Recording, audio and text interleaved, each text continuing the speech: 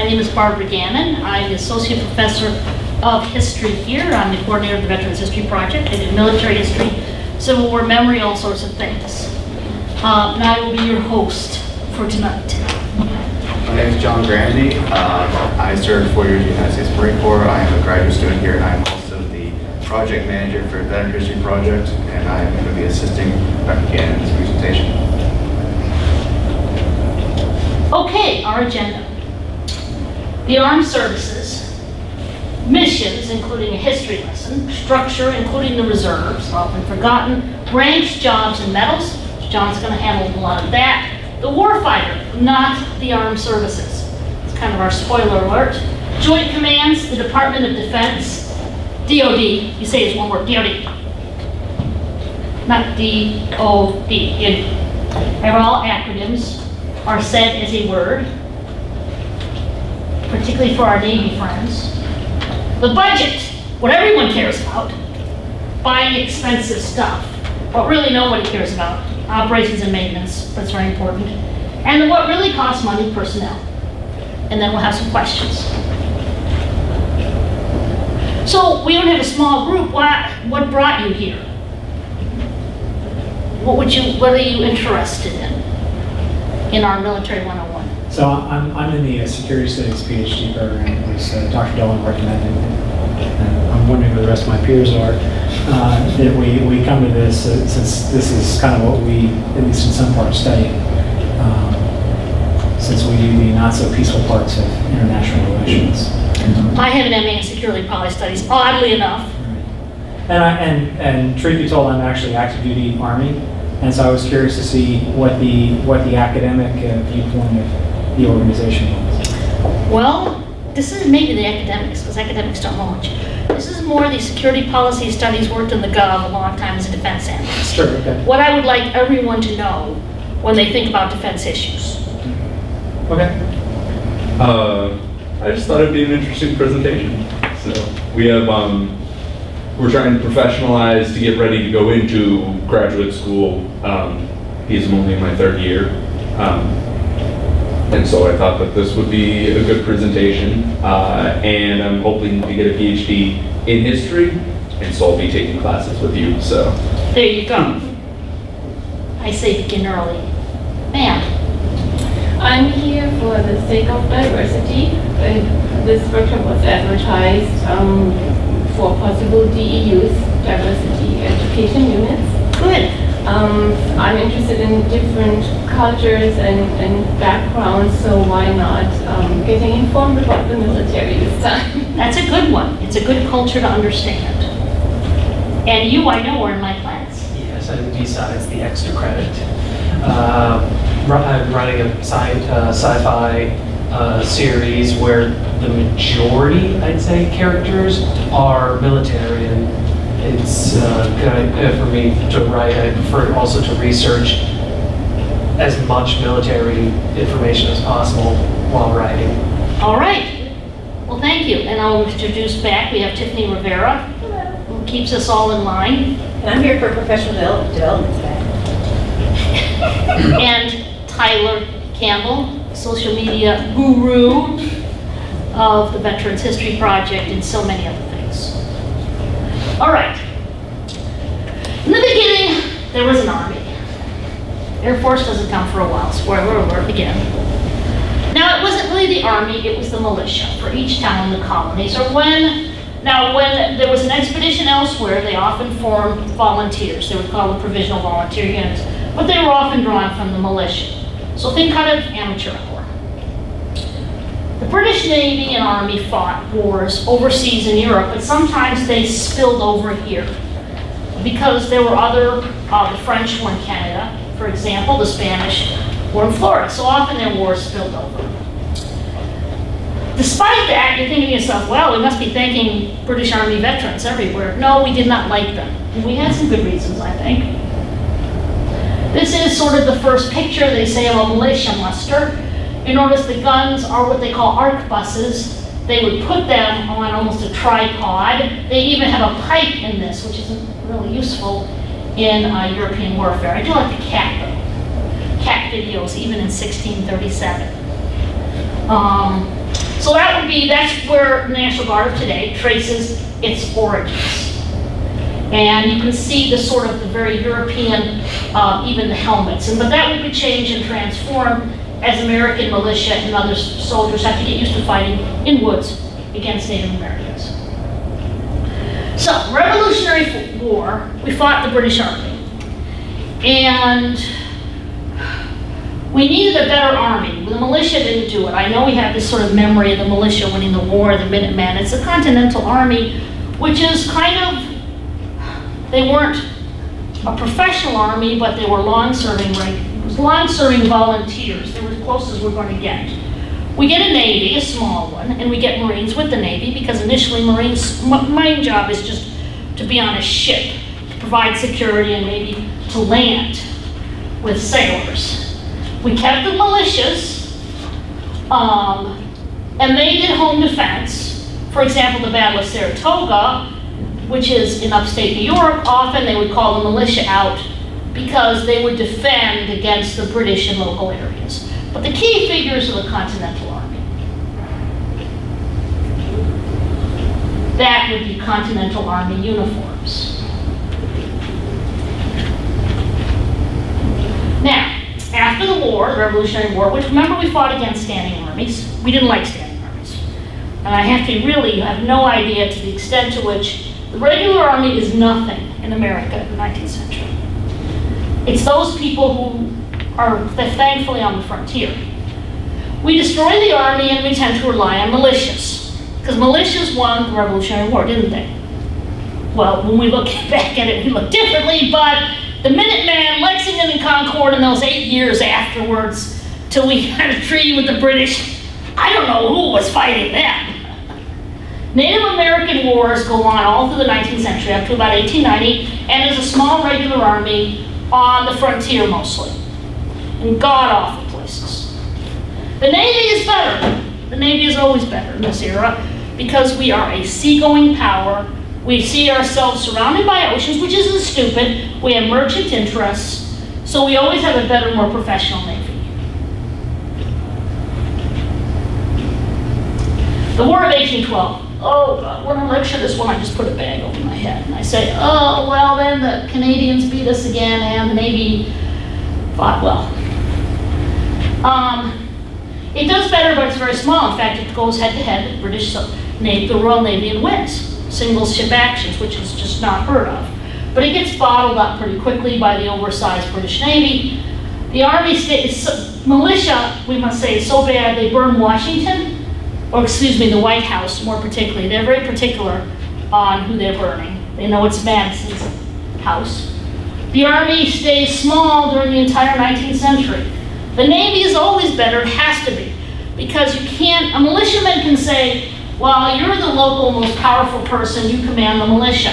You have to have a technically trained person or you're going to run your ship aground, break the sails, and you're sick in the storm. So our Navy tends to be more professional at this time, because it must be. And I think, quite frankly, we make a very good calculation of our own national security interest, that a strong Navy is important to a nation surrounded by oceans with important mercantile interests overseas. So that is a 1912 action. The Constitution versus the Guerrier, a British ship. Now, volunteers expand the Army. Now, this is when we get to a different idea. There's militia. Everyone in Denham, belongs to the militia. The volunteers are only the people who want to enlist and go elsewhere.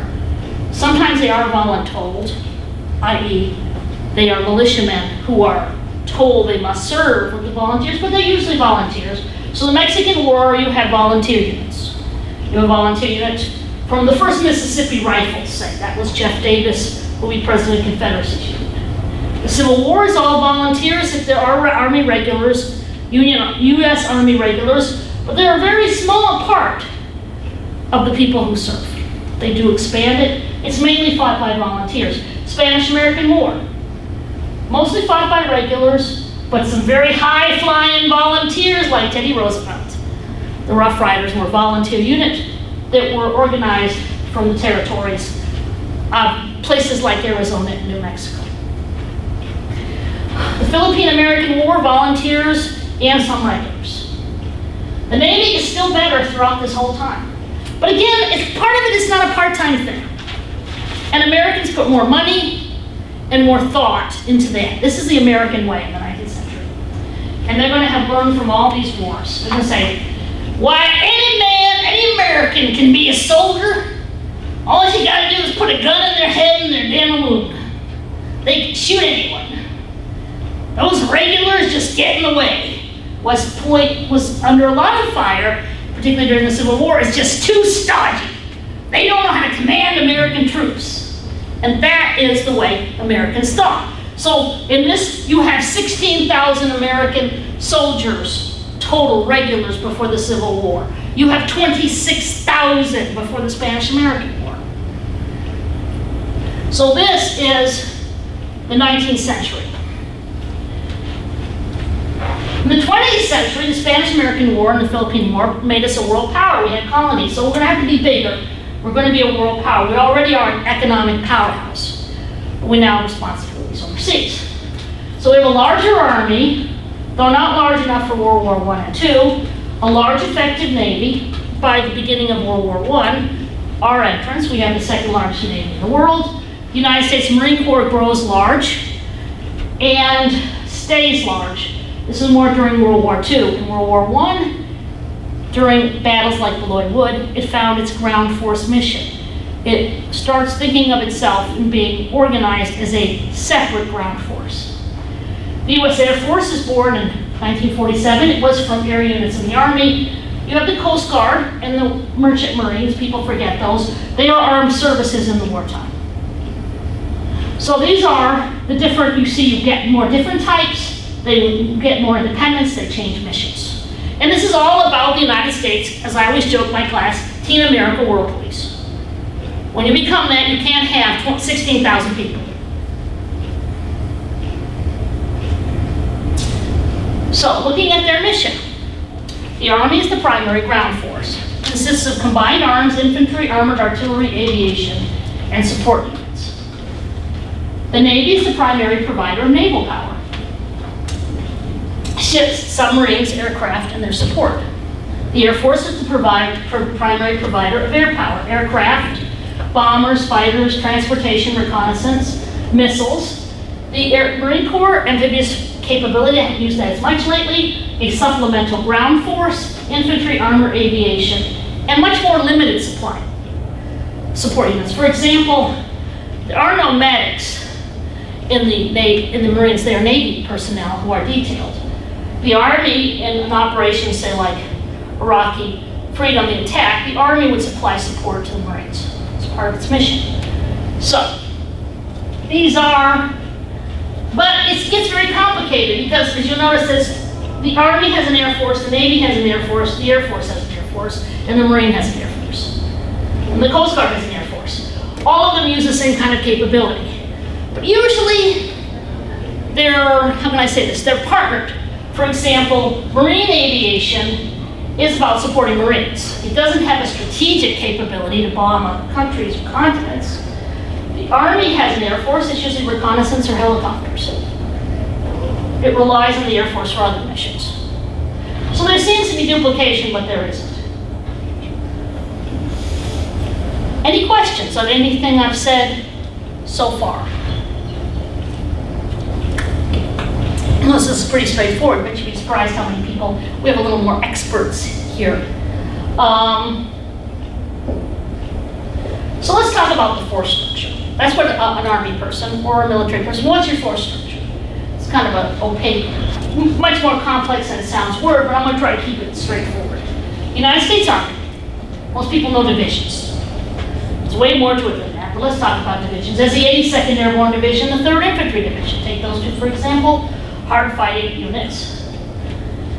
A division, though, is composed of combat elements, armor or infantry brigades, battalions. It's like, for example, you have a signal battalion, you might have a medical battalion.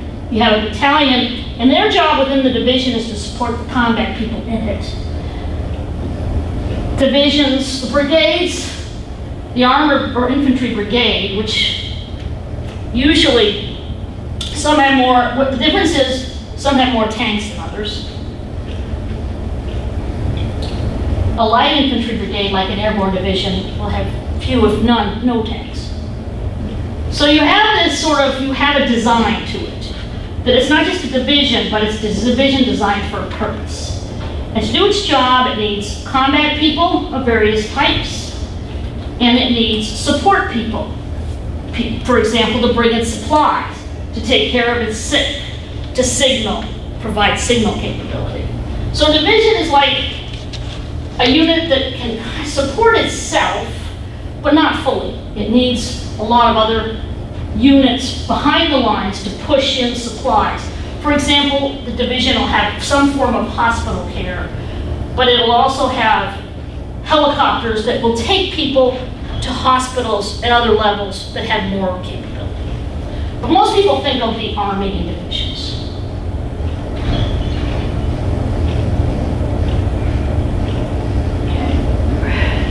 So I just put up, these are the sort of structure. Now there's, you have SF and Special Operations Forces. We'll talk a little bit about those. And you'll have Special Forces, you'll have Rangers.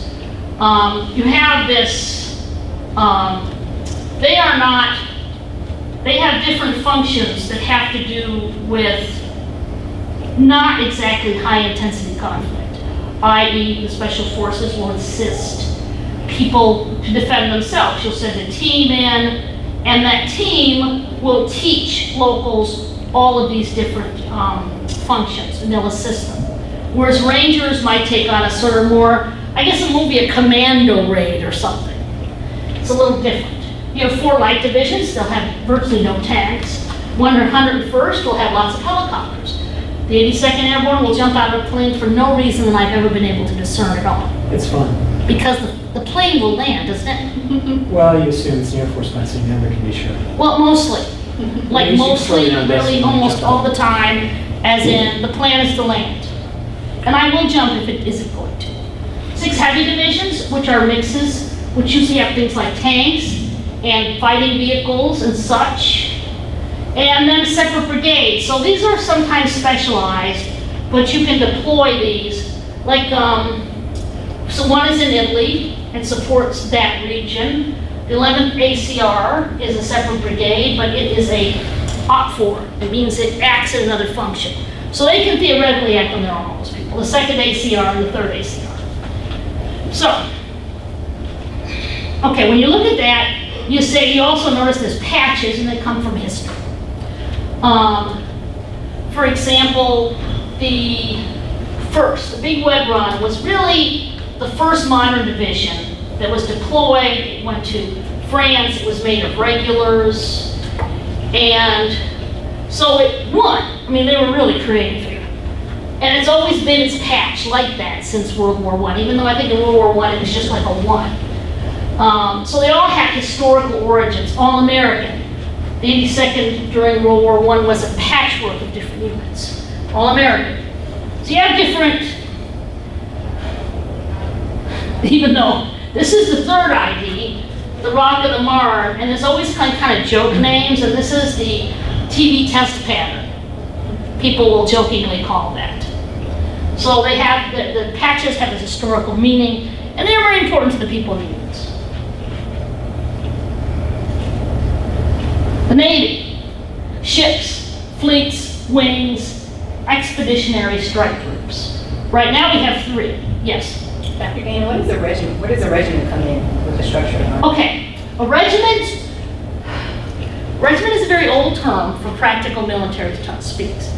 There were regiments in the Revolution, there were regiments in the War of 1812, but not like, the real modern regiment is kind of sort of born after that, when you had like regular Army regiments, like the 6th Infantry. And then during the Civil War, mostly everyone was organized into a regiment. There was 3 to 5 were part of a brigade. There was part of a division, but it isn't like the divisions we're talking about. It's just a mass of people without much support. Now, nowadays we have regiments. And during World War II, there was this thing like the Nisei, the Japanese were organized in the 442nd, and they called it a regiment. It was an independent regiment, but it was more like a brigade. So a regiment was 1,000 people, and in modern times, it sort of shifted because things became about battalions or brigades. And the regiment after World War II was only like a history thing. Like the 7th Cavalry Regiment from Little Bighorn is an element of the 1st Air Cav. Now, it's not the same number of people, the same type, but it keeps its lineage and heritage. It will be a battalion. It will still have a battalion, a brigade organization, but the regiments, and these sort of kept the name ACR, Armored Cavalry Regiment, but they're actually brigades. So we've kept the name out of, you have to understand there's, how can I say this? It's kind of, the military is very sentimental and historical. In tracing units back, their lineage to your unit is a big deal. Like the oldest unit, the National Guard traces its lineage back to that 1637 muster. An old Army Reserve unit traces its lineage back to George Washington's engineering unit. So we've kept the name regiment, but mostly things are either battalions. So you might have the 1st 505, that's in the 82nd. That'll be a battalion that's carrying the lineage of the regiment. And those are, for all intents and purposes, separate brigades. They're not really regiments. A regiment would be smaller and not as capable. Did I answer that? Mm-hmm. Thank you. Sure. The Navy has ships, obvious, fleets, a group of ships, and wings. Well, wings, that sounds like the Air Force. Well, on a ship, an aircraft carrier, you have a wing that is operating off of it. You also have what they call expeditionary strike groups. You say, well, we got a job to do. We got to rescue civilians in Liberia. Or, let's take the news, we have to rescue Americans who are in Yemen. You have to put together, it's kind of like, you say, well, I'll need this kind of ship that can land helicopters. I'll need this that can hold civilians. I'll need these ships to protect it. You come up with a menu. Now, a carrier battle group is basically a big carrier and all the ships to support it, to make sure it doesn't get into trouble. So that would be a carrier battle group. So most of the time, when you don't send 3 carriers, you send 3 battle groups. So you have, and here, I see, let's see, a destroyer, I think it's a cruiser, there's probably a submarine hiding somewhere. You know, the idea is that they can defend the carrier if needed. Now, in modern times, past World War II, past kamikazes, hasn't actually been needed that much, but I guess it's handy. So yes, so you don't send the carrier out on its own. You send it, it will also have, there's probably in there, maybe that ship, a ship that carries its supplies. Or maybe there's an oiler for those ships. It could be a nuclear carrier, so it doesn't need to be gassed up. Air Force has squadrons and groups and wings and numbered air forces, which is a much larger group. So, and even has something called an element, which is like a flight as an element, 2 planes, a flight 4 planes, a squadron 12, and that's planes. But there's also weather squadrons, and there's a security group.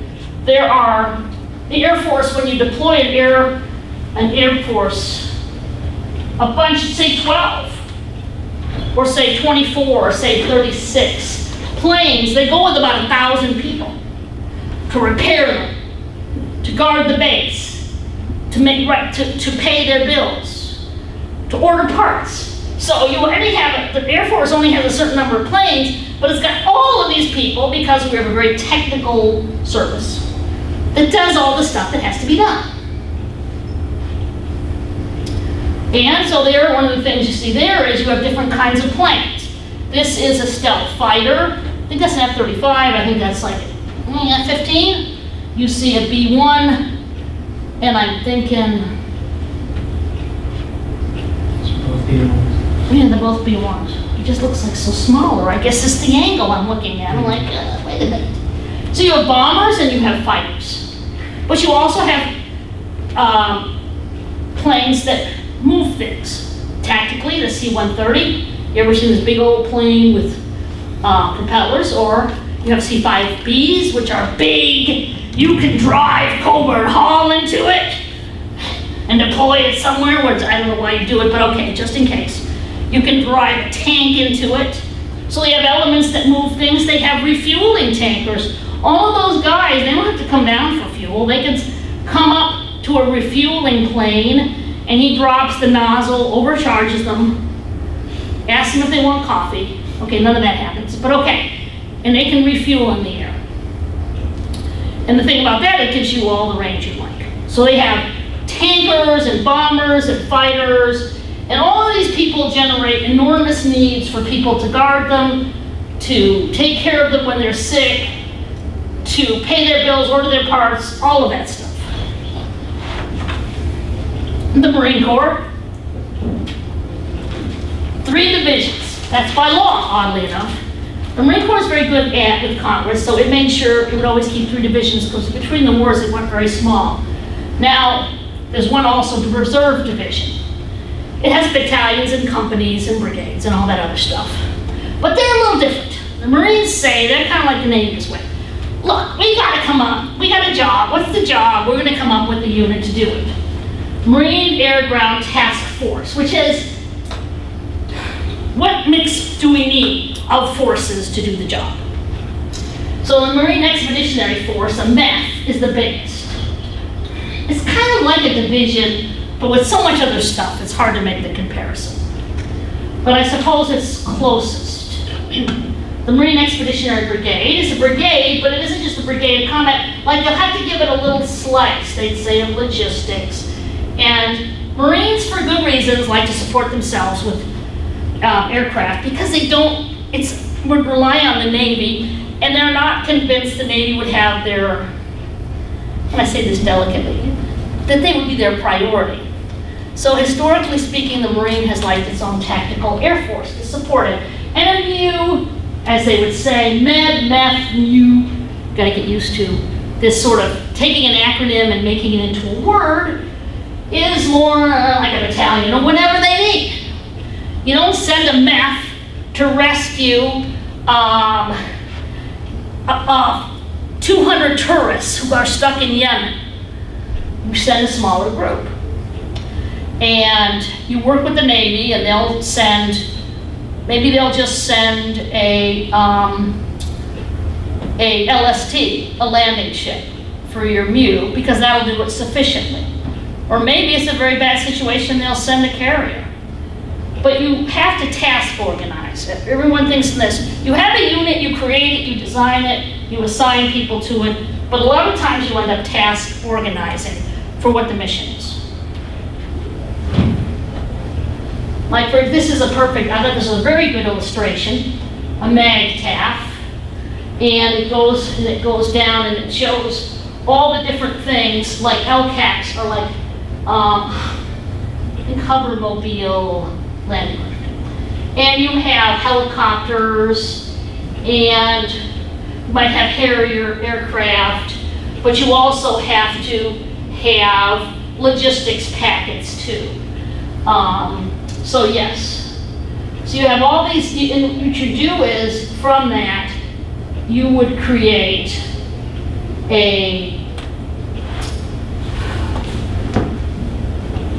the proper mix of forces to get the job done.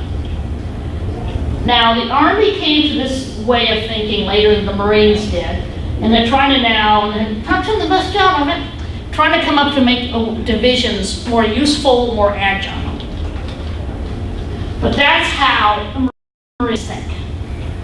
They have a mission, and they're going to need a mix of forces based on the requirements.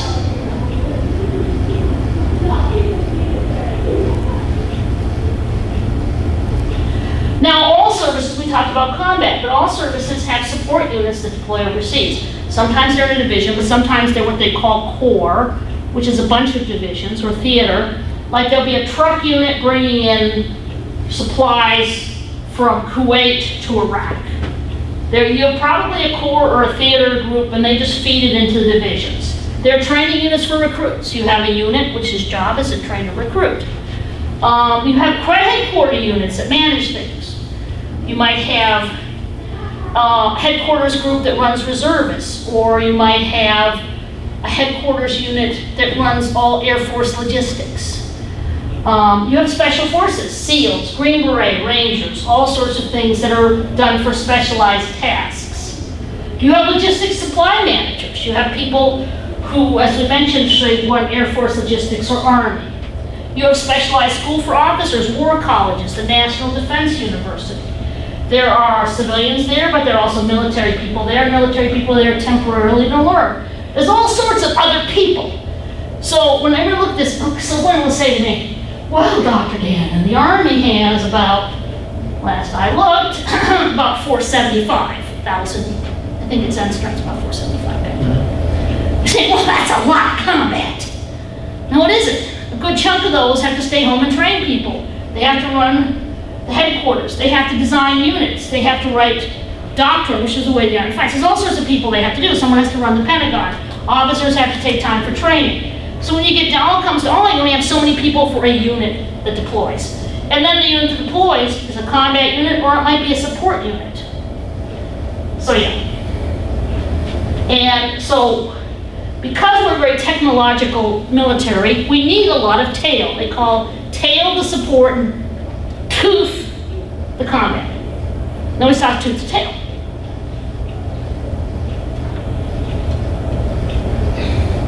Now all of them have active and reserve units. There's the Army National Guard, which is different. You saw the picture, 1637. There's an Army and Air Force National Guard. There's an Army Reserve, which came about the turn of the century, 1905, after the Spanish-American War, and it started out being mostly medical. And today, most of your medical in the military is in reserve units, like the Army Reserve has most of the Army medical. The Air National Guard and the Air Force Reserve, now they're weird. This is the strangest thing I have to explain to people. So you're thinking to yourself, well, they can't be very good because they only work part-time. Actually, the Air National Guard and the Reserve are often better flyers because they fly. Okay, you're up in your little Delta plane. Ooh, you fly all day, all week. You land it. Oh, it's time for Air Force Reserve duty. I think I'll go over to my transport ship and get in there and fly. How many hours do I have flying? Thousands. The active person won't have that because they're going to be tied to how much money is for gas.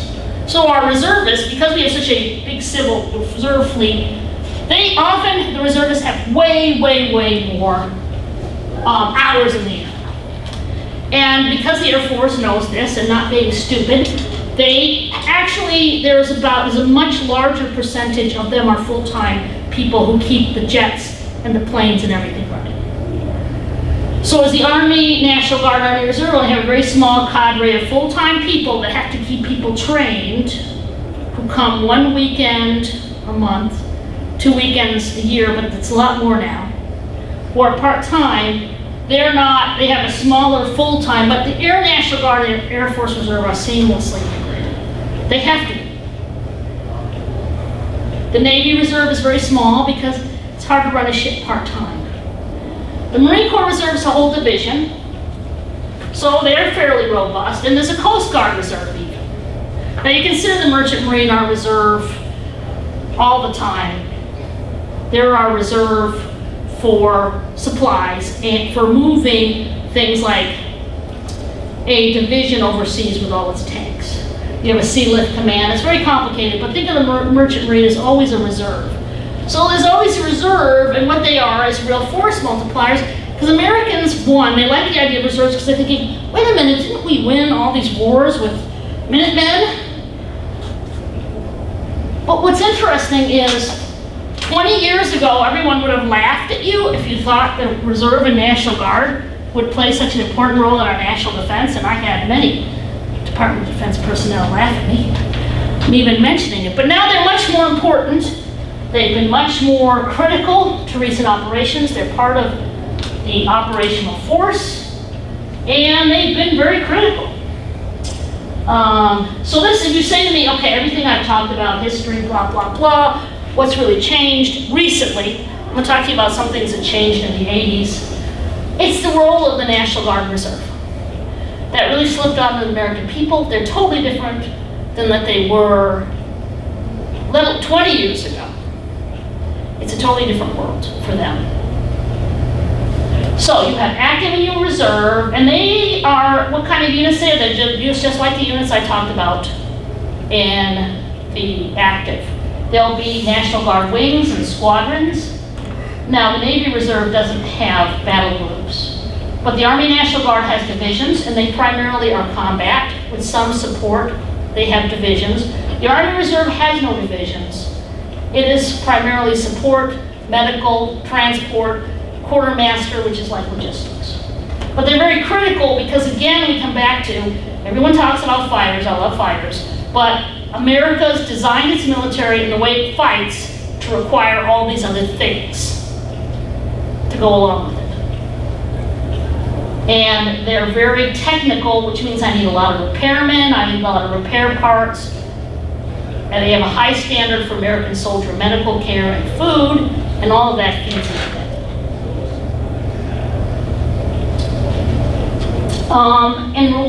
They're as important as active combat units, reserve support units. And Air Force Guard and Reserve are as proficient as active. Now I'm going to let John do ranks and such. Thank you. Okay, so I started Gannon, we have a big military. Now we need people to run it, and there needs to be some kind of order, otherwise it's going to be a big mess. So the simplest way I can really put this is that you can compare this kind to a football team. The officers would be the coaches. You have a head coach, you have an assistant head coach, and then you have all the coordinators running around. The enlisted would be all the players from, you have depth chart, you have the starters, you have the backups, you have the backups of the backups, kind of sort of thing. So for generals, we'll start with junior officers. So junior officers are typically your 01s to 03, so like a lieutenant, a second lieutenant, first lieutenant, and captain. In between that, it's field grade, so pretty much from after captain all the way up to general. And your general would, you have four grades of general. It also depends on the branch. Navy, it's admirals. But now moving on to the enlisted, a little more, I won't say complicated, but it's a little more different. Your junior enlisted personnel is usually E1 to E3. So you have, like, say, in the Marine Corps, you have a private first class, and lance corporal. After that, you go from, you're non-commissioned officers, that's from E4 all the way up to E6, pretty much. And after that is your staff non-commissioned officers. So, staff non-commissioned officer for any branch is usually the backbone of that branch, meaning that all the information needs to get done, everything, all the testing needs to get done is passed down to them. So the general has a vision, he passes it down to the next guy, and then he passes it down to the next guy. And then your junior officers, they get those commands. They're okay, we're gonna pass it down to our non-commissioned officers. And then, so like I said, they're the backbone, they make it get done. These guys pretty much do all the footwork.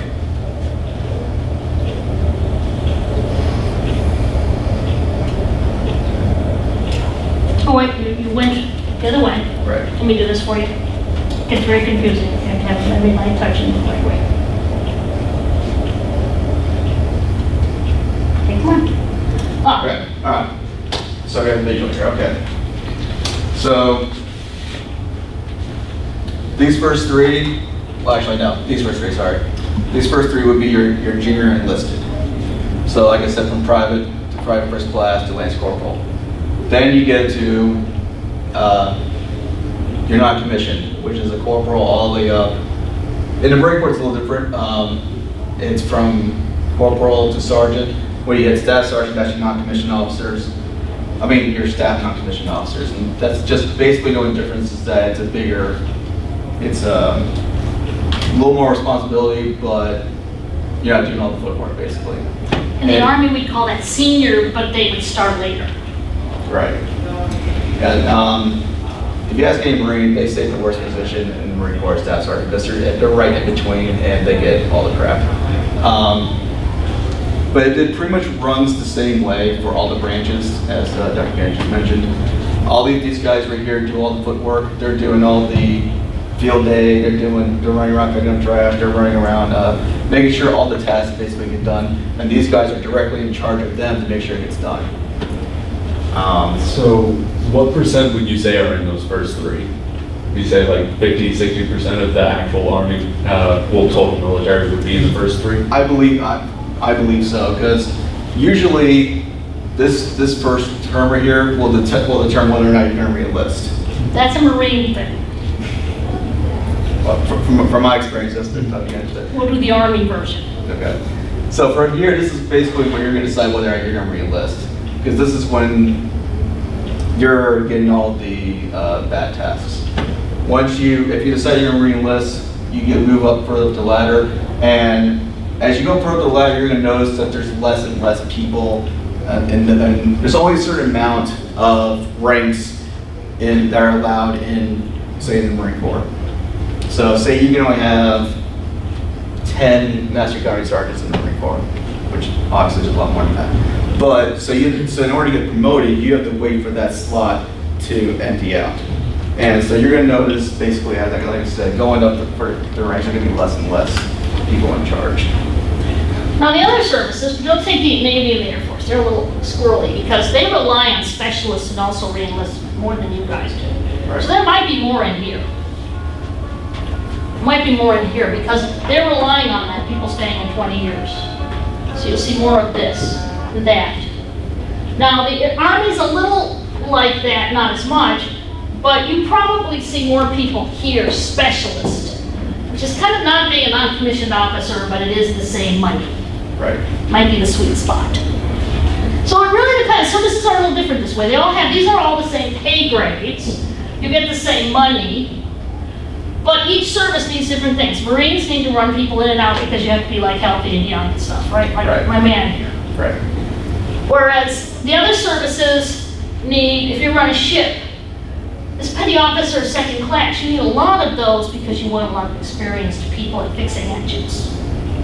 So they tend to be more open, Right.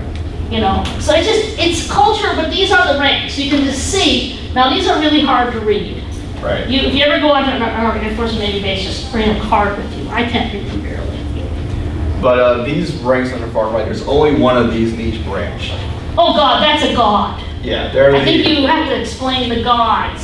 So they're the ones that survived the whole Yes. thing to make it up here. And even if you survive to here, that doesn't guarantee you're going to make it to the Sergeant Major of the Marine Corps, because that means you're like God's gift to the Marine Corps enlisted branches, basically. And it's the same thing for all the other ones. Everyone at this end is a god. Yeah, absolutely. Okay, so here we have our officer ranks. So from here, so the first three, like I mentioned before, are the junior ranks. These, so for the next three is your field grade, and then you have all your generals. The way I remember it when we were taught, well, it's basically the same, is be my little general. So you have brigadier general, major general, lieutenant general, and just general. So kind of works the same way as enlisted. These guys get all the tasks and they work directly with the staff NCOs most of the time. I know what to do by the stand NCOs. In order to get promoted, usually you have to test out. It has to go through Congress and all. It's a lot harder to get promoted as an officer. You have a lot more responsibility, but it's more pay and you have a better lifestyle, basically, than you do if you're enlisted. You have more say in everything. But yeah, I think that's pretty. Oh, all right, warrant officers. These guys are squirrely. So, to be a warrant officer, you are enlisted first, and then you have to go through training. You have to apply for it, and you got to test out for it. If you make it, you become a warrant officer. Now, what a warrant officer? So, where they fit into the ranks? So basically, they're in charge. They're above enlisted, but they're not above officers. They're right smack dab in the middle, from my understanding anyway. When I deal with warrant officers in the Marine Corps, every time I saw them, they were on the range, they were handling ammunition, they were handling training. So from my experience, what I've seen, they're mostly in charge of training, logistics, and other sections of the Corps that they need leadership to make sure things get done. And the Army, the helicopter pilots too. Right. In the Army, they tend to be the technical experts in any particular field. So, like she said, they're the majority of helicopter pilots because of the additional training requirements. But then when you talk about people who are the experts on cybersecurity, the real experts in the Army and cybersecurity are warrant officers, because they'll both have the enlisted experience, Right. and then they get additional layers of schooling. Their leadership responsibilities are more limited than the commissioned officers, and they get more training than the enlisted. So they live in the middle, like you said. It's a great job.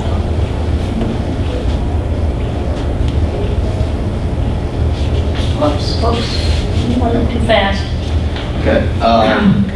So for jobs, I guess as I said before, enlisted and officers, they all have the same mission, but their responsibilities are different.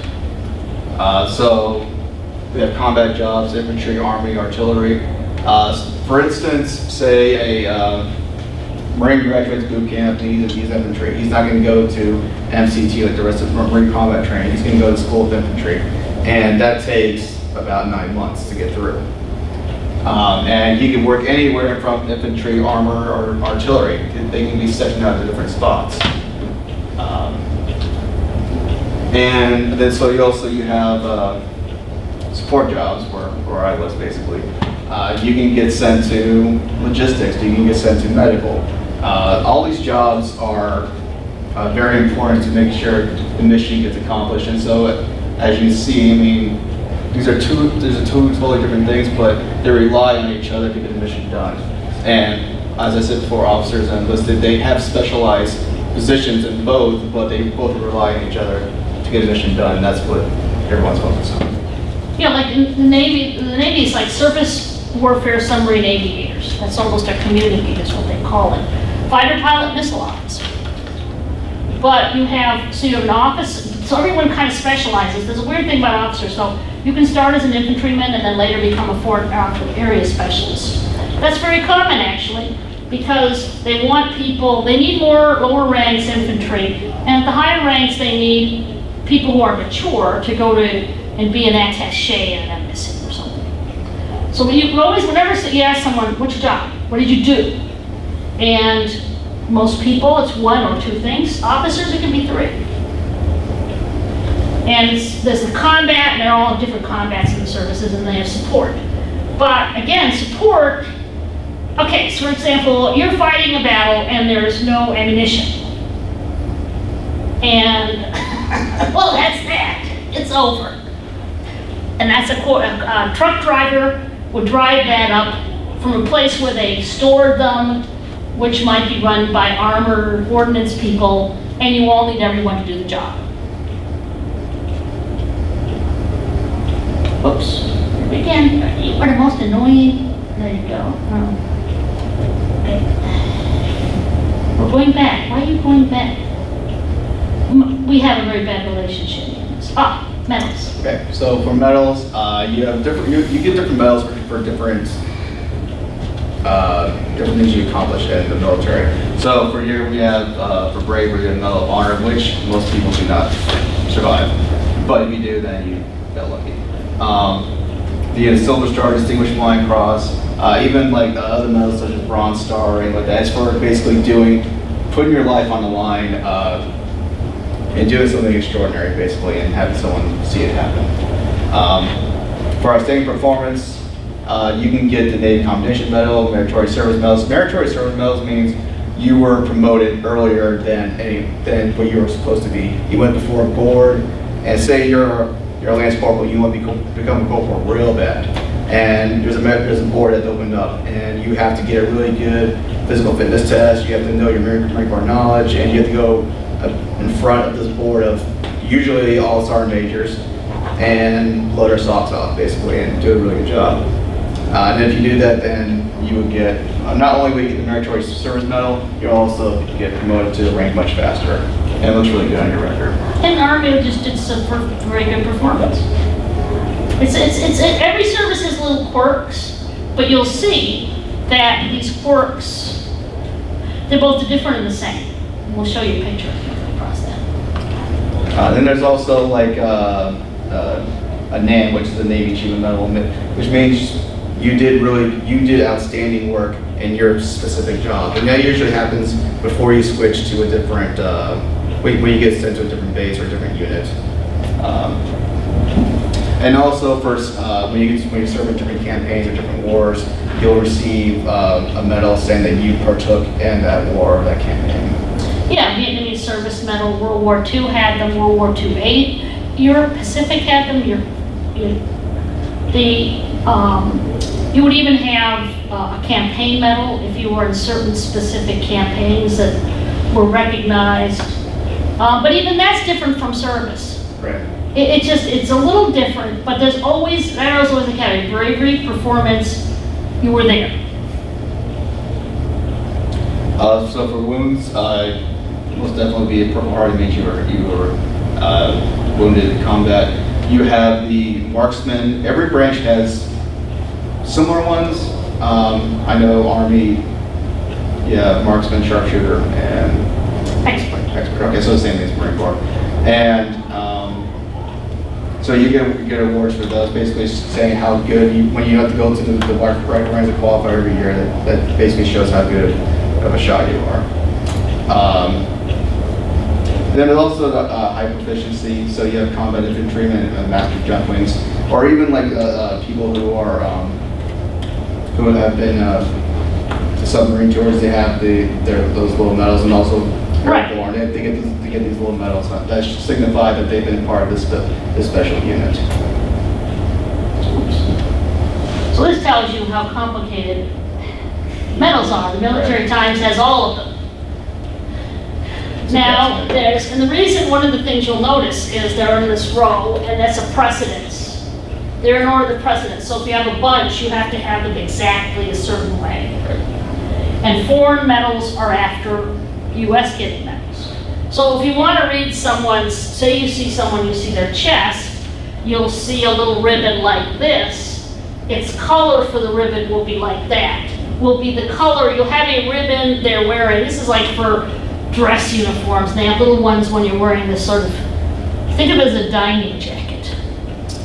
But here you'll see, imagine a ribbon like that, or a ribbon like that. Like there's a Purple Heart. There's a Bronze Star. So that is the precedence, and that's very important to wear them right, in the right order. There's a lot of rules and customs that you have to get used to, but that's what people are wearing.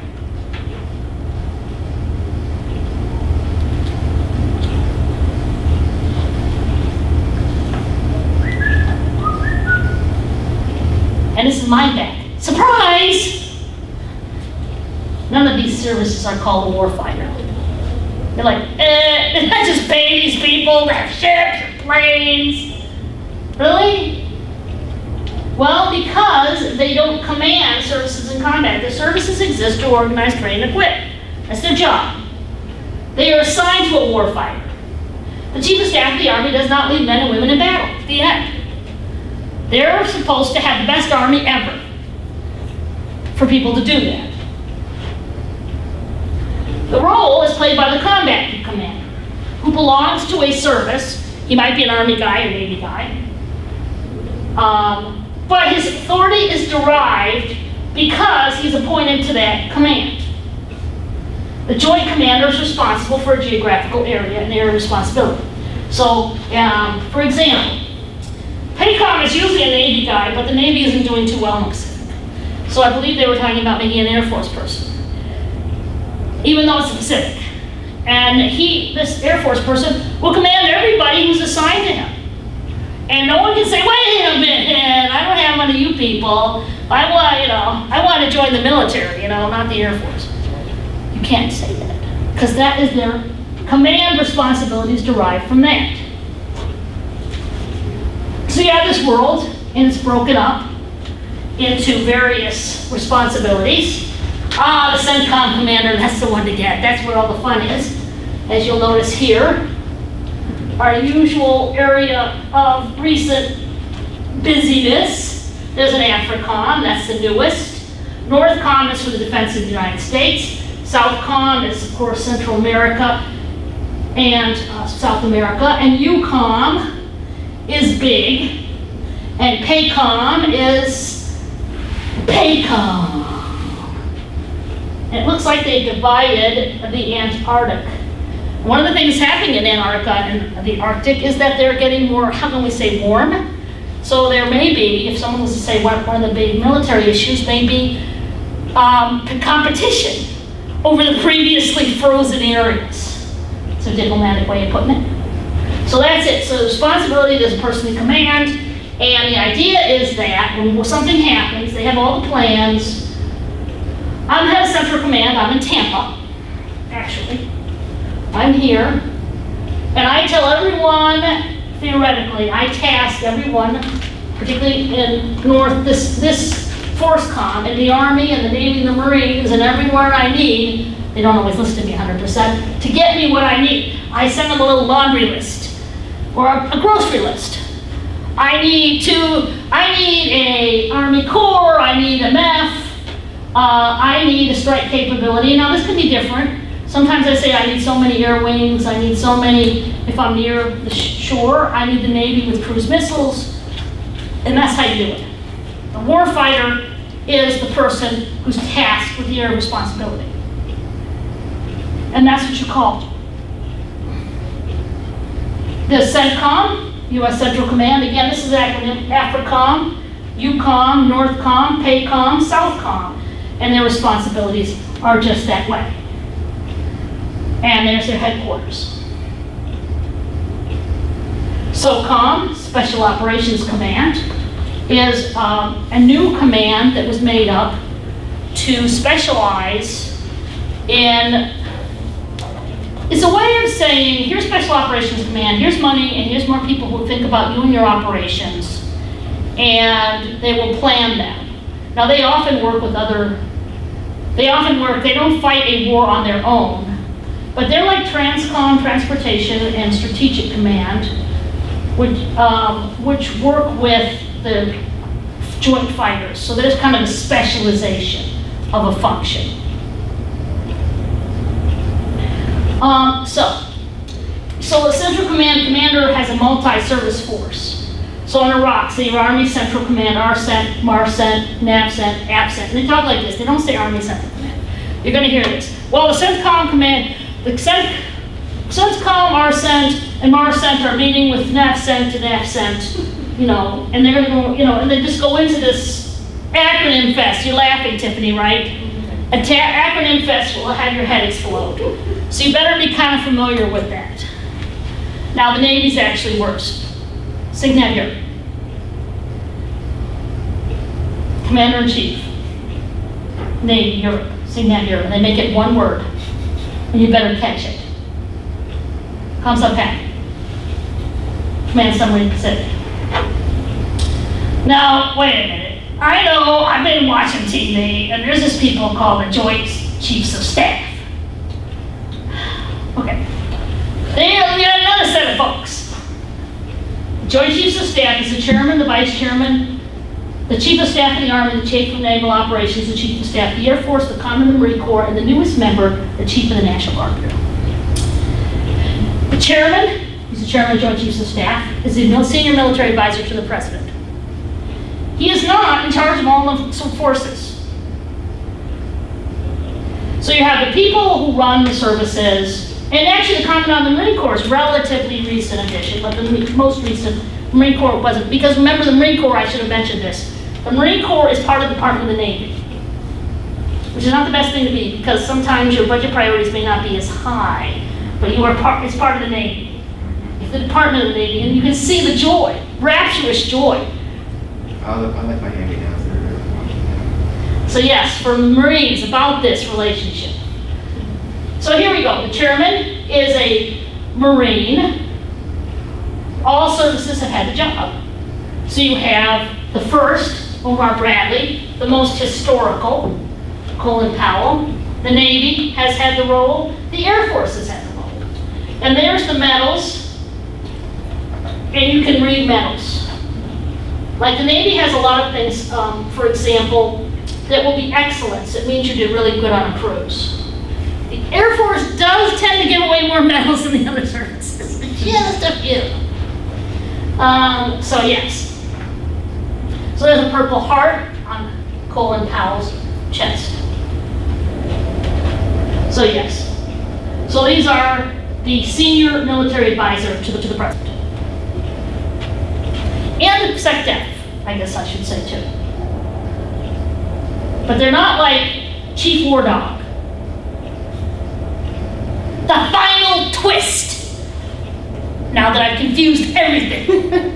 The services don't fight. The Joint Chiefs of Staff chairman doesn't really run anything. None of these people are in charge. Civilian authority in the military is the law and the fundamental basis of Military 101.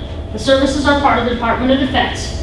The responsibility of the Secretary of Defense is the SecDef in charge of DOD. So you see DOD. You get to DC, Washington, DOD, one word. So the SecDef of DOD, the Office of the Secretary of Defense, civilians who are political appointees run the military. None of those people do. No, they do what they told. Everyone has this thing, well, military, well, why did they go to, but then didn't they go to Iraq? I can tell you the Army weren't really to go to Iraq. Having been in Washington in 2003, they're about as thrilled about it as, I don't know. They're not there. The civilian authorities tell them what to do. Now, can they talk to them and tell them and make their statement? Yes. But it's civilian authority. All the services together with the military and civilian leadership, all the civilians who work for joint services, joint commanders, civilians make policy. They decide the controversial issue. They like to ban gay service members or something, or to not ban them or let them go. If they say, if the president says we allow gay people to serve in the military. Now the military, he might want to work with them and understand their problem and say, well, could you please give me, write a report on how this would affect your service. But he can also say, well, yeah, baby, they're yours. Most presidents try to work with their expertise, but it's irrelevant. They can tell them to do whatever they want to do. Now, it's about money, honey, because civilians control the money. Now, they write the budget, but who is enumerated, and everyone talks about the commander-in-chief, and we all know he's commander-in-chief, the president, but who raises the money? The commander-in-chief, I should say, is above the Secretary of Defense, and he is the ultimate civilian authority over the services. But who writes the checks? Constitutionally, who writes the checks for the military? It's Congress. Congress. This is a power they seem to forget all the time. When they say, I don't like that war, and I'm always like, well, then don't write the check. Because that war ain't gonna go on 5 more minutes after you decide that they get no money. If you keep giving it money, it will go on. So everyone says, we don't declare war, what do we do? And I go, don't send the check. It's not real hard. When they say the president's budget, yes, the president proposes a budget for the military. He doesn't force it on them. So everyone wants money. The services, joint commanders, all fight for money for their separate services or for their war plans. They have a certain opinion about what they think should be prioritized. The Office of the Secretary of Defense, OSD, civilians decides who wins. They submit a budget with the President's approval to Congress, who holds the power of the purse to approve, disapprove, or change the allocations. So services say we need this. The Office of the Secretary of Defense decides between the priorities. The President says yay or nay, and he submits the budget to Congress, and Congress does what it will. Now, you have to decide with and across services. So, do you research and develop new weapons? Do you buy weapons you already developed? Do you maintain the ones you have? Do you train service members to use them? Do you pay service members on active and reserve duty? Do you have them on the books? So I want to design a Death Star. That's research. And it has to be research money. You can't say, well, I'm not going to spend this money they gave me on fuel. I'll design a Death Star. You'll be on a Death Star. That's bad. Darth Vader of Congress will go. Research money for research. Buy an F-35 acquisition. Spare parts and fuel for an F-15, operations and maintenance. Pay enough airmen to maintain F-35s and F-15s. And honestly, this movie, you can reprogram it, but you're supposed to, the money is color money, research color, acquisition color, operations and maintenance color money. So that's how you do the budget. Sounds, I'm already falling asleep. But here comes the excitement. Within services, across DOD, there's all of these issues. So the services like brand new equipment, fancy. They don't like older equipment. They can try to keep personnel, they do as personnel as low as possible because the volunteer military is enormously expensive. Do you know that a private in World War II had $72? And that's not much. And now a military personnel, and with other things like TRICARE for life or retirement, you're getting a bill for quite some time. I'm not saying no one deserves it, but does or doesn't, that's irrelevant. When you run the budget figures for the end strength, you have to put in how many people you're going to keep on, how much they're going to cost in the long term. Now, non-glamorous support and logistic units personnel lose because no one wants to say you bought 50,000 trucks. And often when the war comes, that's the kind of things you're short of. Now let's look at these two buddies. This is an F-35. It's gleaming. Isn't it? Shiny. It's like a sci-fi novel, right? This is an A-10. This plane is old as dirt. Its function is to support the Army. Enemy. Now, what does the Air Force like best? 35s. Yes! Congress, they went to Congress, you know, they're so old. We don't need those A-10s anymore.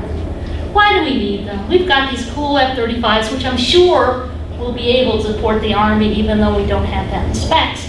But, so the Congress, they actually, DOD tried to say mix. However, Congress knows that these have been very useful in, I don't know, stuff like what we're doing now. Now, theoretically, China might build fighters, and we need air supremacy and all that. Right now, what we do right now, this is needed.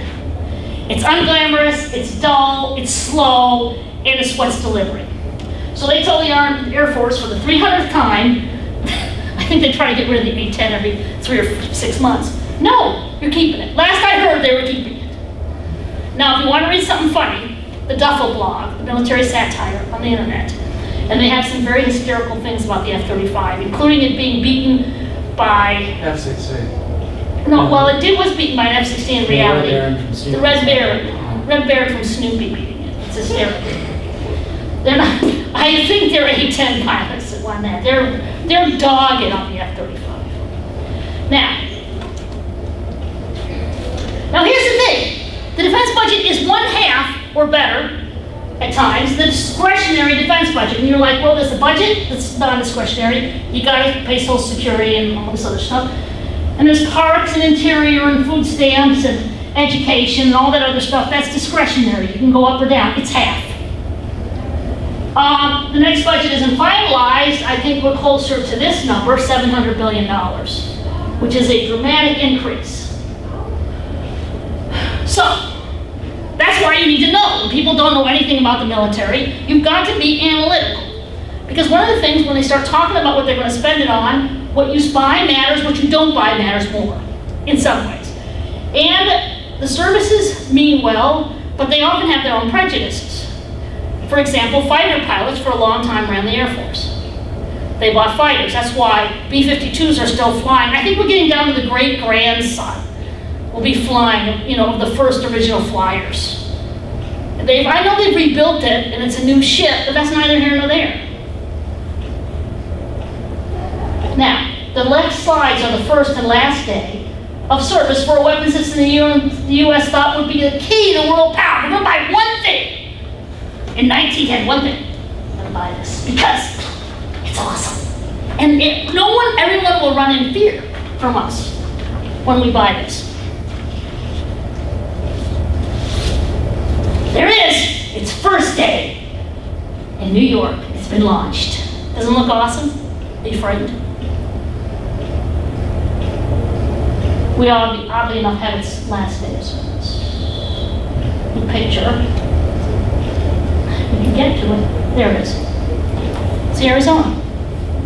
Battleships were going to deliver. Nations spent enormous amount of monies on them. They ratcheted up world tension. And American battleships at most will pull next to islands in World War II and blast them, and you'll still have to go in and kill all the Japanese in the caves. I don't know if that was a substantial expenditure of a very limited defense budget before World War I, and it was seen as the answer. And the world changed. You had airplanes, aircraft. We developed aircraft carriers between the wars. I'm not saying we were totally devoted to battleships, but we put on that was the future, and it wasn't. So, at the end of all these calculations, the American soldier, sailor, airman, marine, and to these men and women, this is why we did this, so everyone outside would understand.